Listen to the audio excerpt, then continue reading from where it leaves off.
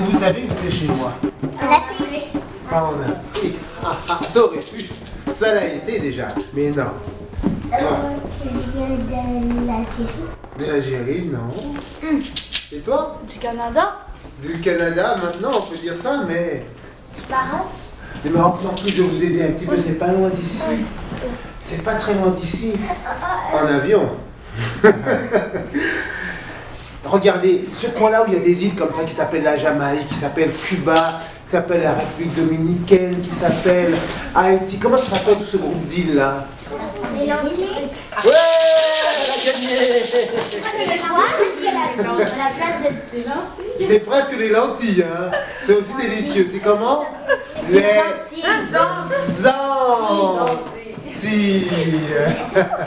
Chez moi, aux Antilles, on a une façon d'expliquer comment est-ce que la Terre, elle est passée de complètement plate à complètement ronde. Est-ce que vous voulez connaître cette version-là? Oui. Je vous dis que vous avez raison de dire. Je m'appelle Franck Sylvestre. Je suis d'origine antillaise, de nationalité française.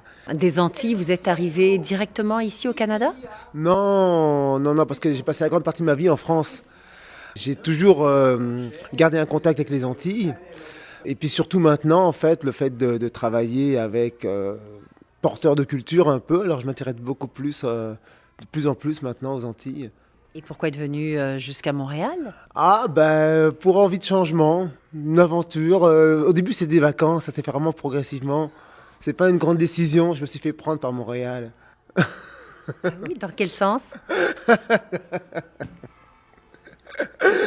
Dans le sens... Par Montréal ou une Montréalaise? Il y a beaucoup de Montréalaises à Montréal. C'est ça l'affaire. C'est 50-50. Ouais. Quand vous êtes arrivé ici, comment vous avez réussi à vous intégrer et vous faire connaître donc à travers vos traditions à vous? Ça s'est fait progressivement. Je veux dire qu'il y a une ouverture qui est en train de se faire maintenant. Alors il y a vraiment plus d'intérêt. Au début, c'était toujours avec des spectacles qui étaient liés à ces origines-là. Mais en même temps, moi je ne cherche pas vraiment à rester dans les origines antillaises. Je trouve que le Québec, c'est une terre qui est partie sur la rencontre de peuples. Alors, je veux dire, plus il y a de différences, mieux ça va être. Mais c'est intéressant, c'est ça, parce qu'en plus, vous avez donc mêlé vos histoires à vous avec des histoires venues de l'Afrique, mais également venues de l'Orient. De l'Orient, c'est ça. Il y a celles que j'ai écrites aussi, alors qui ont plus un univers contemporain. C'est sûr que celles qui viennent d'Orient, moi je trouve que je m'y retrouve aussi, parce que comme je connais bien les Arabes, pour avoir longtemps vécu avec eux. Est-ce que vous connaissez quelqu'un qui s'appelle Mohamed? Oui, c'est un gars à mon école. C'est un gars à ton école. Je savais que vous connaissiez un Mohamed. Mon Mohamed à moi. Et moi aussi, j'avais un ami chez moi. Je veux dire à mon école. Qui s'appelait Mohamed. Moi aussi. Ah oui, tout le monde connaît un Mohamed. Non, pas moi. Tu connais pas le Mohamed? Bon alors, tu veux que je vais te faire connaître un Mohamed. Le Mohamed que je connais, il est très spécial. Ouh, il est très bizarre. Vous savez c'est quoi son métier? Non. Il y a magicien. Non, il n'est pas magicien. Son métier à lui, c'est de porter des marchandises avec un âne. Quoi? Avec un âne. Oui, il a un âne.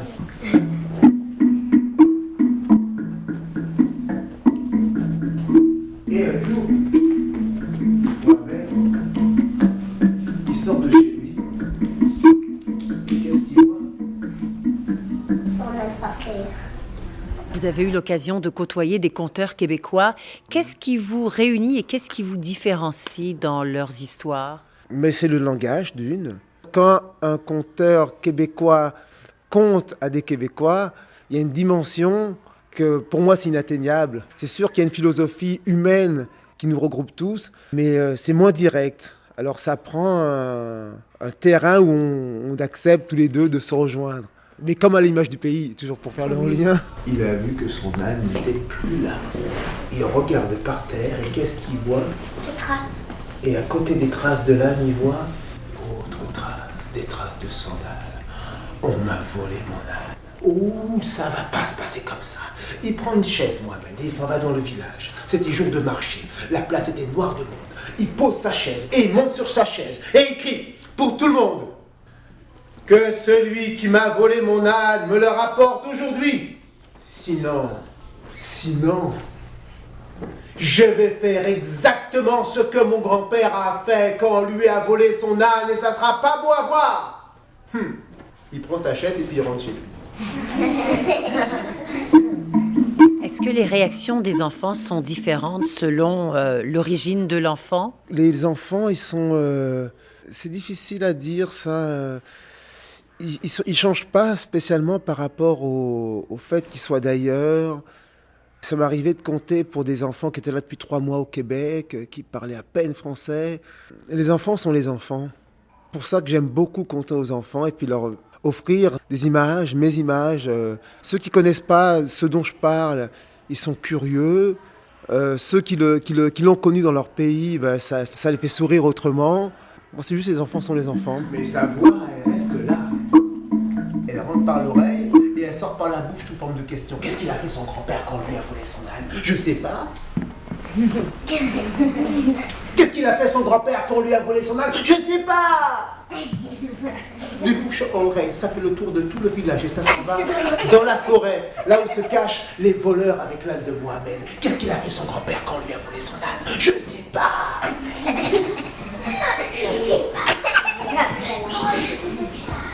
Mais on va lui rapporter, ils disent. Oh oui, on va lui rapporter, parce que là, dans ce pays-là, les gens étaient très forts avec la sorcellerie. Hein. Ah, on savait jamais qui était un grand sorcier, alors on va lui rapporter son âne. Ils prennent l'âne et puis ils vont dans le village, ils frappent à la porte de Mohamed. Et là, vous avez amené des instruments de musique de chez vous, des Antilles? Oui, alors d'Afrique, c'est multiculturel. Là. Il y a le cajon qui vient d'Espagne, il y a le tamboa qui est fabriqué ici au Québec, qui est inspiré des traditions aborigènes australiennes et africaines. J'ai le shaker, là c'est africain. Et puis le tambour, il vient du Ghana et c'est l'ancêtre du conga latin. Vraiment celui-là particulièrement. Mohamed sort. Hé Mohamed, je savais pas que c'était ton âne. Hein. Et sinon je l'aurais pas pris. Hein. Mais ton grand-père, qu'est-ce qu'il a fait quand on lui a volé son âne? Mon grand-père, il était en acheter un autre. Fin de l'histoire.